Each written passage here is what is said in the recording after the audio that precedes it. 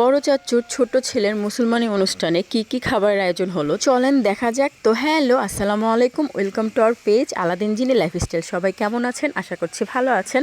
আমরাও ভালো আছি আলহামদুলিল্লাহ। এদিকে আমার ভাই আমাকে বলছিল তাদের মা ছেলের ছবি তুলে দেওয়ার জন্য, মানে আম্মু আমার ভাইয়ের ছবি তুলে দেওয়ার জন্য, কিন্তু না, আমি ভিডিও নিচ্ছিলাম। তারপর আমার ফুফাতো ভাইকে দেখিয়ে দিলাম, সে তো কোক খাওয়া নিয়ে বিশাল ব্যস্ত, যাকে সবাই ছোট্ট ভাইয়া বলে, কিন্তু আমি জুয়েল ভাইয়া বলি। জুয়েল ভাইয়া তো ডিরেক্ট ঢাকা থেকে এসে কমিউনিটি সেন্টারে এসে প্রথম বেচে খেয়ে কোক এনজয় করছে। তো চাচাতো বোন এসেছিল আমার সাথে সেলফি নিতে, তো আমি তার সাথে ভিডিও নিয়ে নিলাম, সাথে ননদের সাথেও। আমি কিন্তু আজকের অনুষ্ঠানও শাড়ি পরেছি, যদিও আমি চেয়েছিলাম সারারা পরার জন্য, কিন্তু আম্মুর আবদার ছিল শাড়ি পরার জন্য। কি আর করার, আম্মুর আবদার বলে কথা। তো আমার পাপাইটাকে বলছিলাম তুমি ছোট পিপির সাথে দাঁড়াও, তোমার একটা ছবি নেই, কিন্তু না, সে দাঁড়াচ্ছিলই না। তো এই ফাঁকে আমি পুরো রেস্টুরেন্টটা ঘুরিয়ে ঘুরিয়ে আপনাদের দেখিয়ে দিচ্ছিলাম। এটা ছিল আমার চাচুর বাসা থেকে একদমই পাশে, মাত্র 10 টাকা রিক্সা ভাড়া। যদিও হেঁটেই আসা যায়, কিন্তু শাড়ি টাড়ি পরে কে যাবে হেঁটে বলেন। তো এদিকে বউ ছাড়া জামাইকেও দেখে দিলাম, জামাই গেমস খেলা নিয়ে ব্যস্ত। ইনশাল্লাহ আল্লাহ বাঁচিয়ে রাখলে ভবিষ্যতে বউ নিয়েই জামাইয়ের অনুষ্ঠান করা হবে, আপাতত জামাইয়ের অনুষ্ঠানই খাই। এদিকে আমার পাপাইটার জীবনে প্রথমবার অ্যাকোয়ারিয়াম দেখে সে তো অবাক। সে আমাকে দেখে দেখে বলছিল এই তো ফিশ, ওই তো ফিশ। সাথে ফুপিকেও টেনে এনে দেখাচ্ছিল। ফুপি তো হাসতে হাসতে শেষ তার এক্সাইটনেস দেখে। জীবনে প্রথম কিছু দেখলে এক্সাইটেড হওয়াটাই স্বাভাবিক। আর আমার পাপাইটার জীবনী বা কতটুকু, সবাই আমার পাপাইটার জন্য দোয়া করবেন। আমরা তো খাবার খেতে বসেছিলাম একদম তৃতীয় বেচে, প্রথম বেচ শেষ হয়ে এখন দ্বিতীয় বেচ চলতেছে। যারা আমরা আগে এসেছি আর গায়ে হলুদ অ্যাটেন্ড করেছি তারা সবাই তৃতীয় বেচে বসেছিল। এরা সবাই ঢাকা থেকে দূর দূরান্ত থেকে এসেছিল। তারপর এই তো সোনিয়া আপু দাঁড়িয়ে দাঁড়িয়ে তার মেয়ে বিবার ছবি তোলা দেখছিল। আর এই তো ব্লু ব্লেজারে ছিল আমার ফুফাতো ভাই মাসুম ভাইয়া, উনি ছিল আমার সেজু ফুপুর বড় ছেলে। তো এদিকে ফুপির সাথে গল্প করছিল, মানে আমার মেজু ফুপির সাথে। ভাইয়াকে আমি যে বলছিলাম ভাবিকে কেন নিয়ে আসেনি, তো ভাইয়া বলছিল আজকে নাকি রাতে তারা বান্দরবন টোর দিবে, তাই আর জার্নি করে ভাবিকে আর আমার ভাতিজাকে আনেনি। আর এই যে ছোট কাকি ভিডিও কলে কাকার সাথে ব্যস্ত, যেহেতু কাকা বাহিরে থাকে তাকে সবকিছু ঘুরিয়ে ঘুরিয়ে ভিডিও কলে দেখাচ্ছিল কাকে। এদিকে সোনিয়া আপু আর ভিভা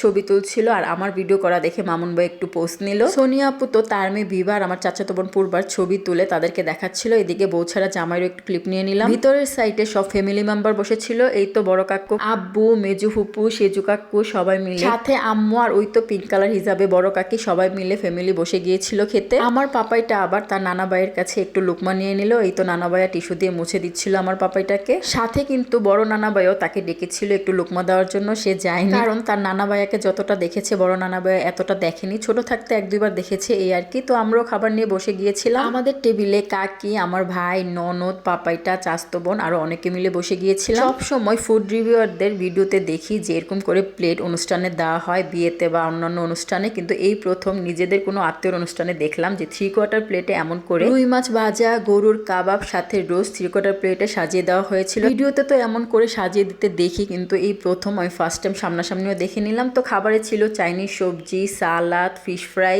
তারপর ছিল রোস্ট, গরুর কাবাব, আরও ছিল আনলিমিটেড গরুর মাংস, ছিল মিষ্টি দই, কোক ছিল, পানি ছিল। যাই হোক, আমি আমার ননদকে বেড়ে বেড়ে দিচ্ছিলাম। সেদিন আমার পাপাইটা আমাকে ডিস্টার্ব না করে সুন্দর করে নিজ হাতে যাই খেয়েছে। আমারও ভিডিও করতে সুবিধা হয়েছে, কারণ সে মাশাল্লাহ দিলে একদমই আমাকে ডিস্টার্ব করেনি। এদিকে আমার প্লেটে দেখতে পাচ্ছেন গরুর কাবাব 2টা, ফিশ ফ্রাইও 2টা, কারণ আমার ডাবল 3/4 প্লেট চলে এসেছিল, মানে 3/4 প্লেটে যে সাজিয়ে দেওয়া হয়েছিল এটা 2টা এসেছিল আমার কাছে।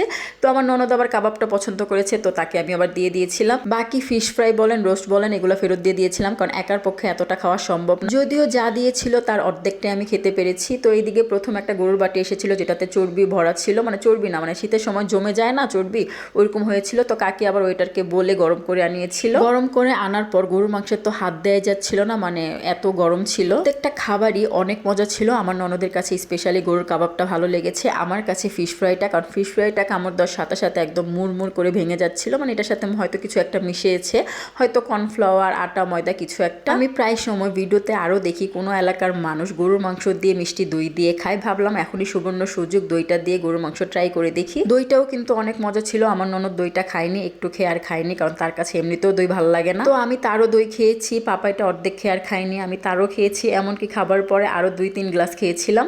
তো এইদিকে গরুর মাংস দিয়ে দই ট্রাই করছিলাম, খেতে খারাপ না আবার ভালো না। খেয়ে দিয়ে চলে গিয়েছিলাম গিফট দেওয়ার জন্য। এখানে গিফটের টেবিলে বসেছে আমার বড় ফুপুর ছোট ছেলে, যেটাকে ছোট্ট ভাইয়া সবাই বলে, আমি জুয়েল ভাইয়া বলি।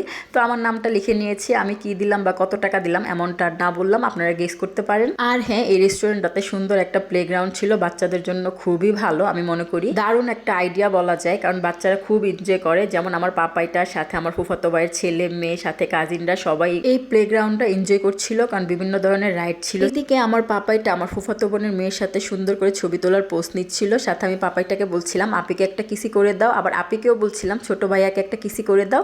তো মাশাআল্লাহ তারা দুইজন অনেক মিলেমিশে ছিল, যদিও প্রথম একটা ধাক্কা দিয়েছিল, আগের ভিডিওতে বলেছিলাম। সাথে এটাও বলেছিলাম বাচ্চারা ফেরেশতা, বাচ্চাদের বুঝিয়ে বলতে হয়, এমন কিছু বলতে নেই যাতে তাদের উপর খারাপ প্রভাব পড়ে। দেখেন এই যে বুঝিয়ে বলার পর আমার পাপাইটা কিন্তু আপিটার সাথে খুব সুন্দর করে প্লে করেছিল। তারপর আমার ফুফাতো বোন বলছিল ফুফাতো ভাই ফুফাতো বোন আমি মিলে যাতে একটা সেলফি নেই। তো এদিকে ফুফাতো বোন শাড়ি ঠিক করে নিয়েছিল, সাথে ফুফাতো ভাই একসাথে একটা সেলফি তুলে নিলাম। সেই সাথে আমার ননদের পুরো লুকটা আপনাদের দেখিয়ে দিলাম। সেদিন কিন্তু ননদকে অনেক সুন্দর লাগছিল মাশাআল্লাহ। তারপর আমরা আবারও খেতে বসে গেলাম, মানে সেদিন ডাবল খানা হয়েছিল। ডাবল বলবো না, এই খাবার অনেকবার খাওয়া হয়েছিল, কারণ সব খাবার রেস্টুরেন্ট থেকে বাসায় গিয়েছিল। পুরো একটা গরু জব দিয়েছিল, খাবার তো বেঁচে যাওয়ারই কথা। তারপর যত খাবার বেঁচে ছিল সবাইকে প্যাকিং করে দিয়েছিল, যেমন রোস্ট থেকে, কাবাব থেকে, মাছ থেকে, গরু মাংস থেকে সবকিছু সবার জন্য প্যাকেট করে দেওয়া হয়েছিল। সেটার ভিডিও আমার পেজে চোখ রাখলে দেখতে পারবেন ইনশাল্লাহ। এদিকে সবাই জামাইকে খাওয়াচ্ছিল, জামাই আবার সবাইকে খাইয়ে দিচ্ছিল। আমরা সব কাজিনরা এখানে বসে সাইফকে খাইয়ে দিচ্ছিলাম। সাথে মুরব্বী হিসেবে ছিল ছোট আব্বু, ছোট আব্বু আমাদের সবাইকে খাইয়ে দিয়েছিল। আর মুরব্বীরা যেমন ছোট কাকি, আম্মু, আমার ছোট হুপি সব দাঁড়িয়ে দাঁড়িয়ে দেখছিল। তো সবাই ভালো থাকবেন, আল্লাহ হাফেজ, আসসালামু আলাইকুম।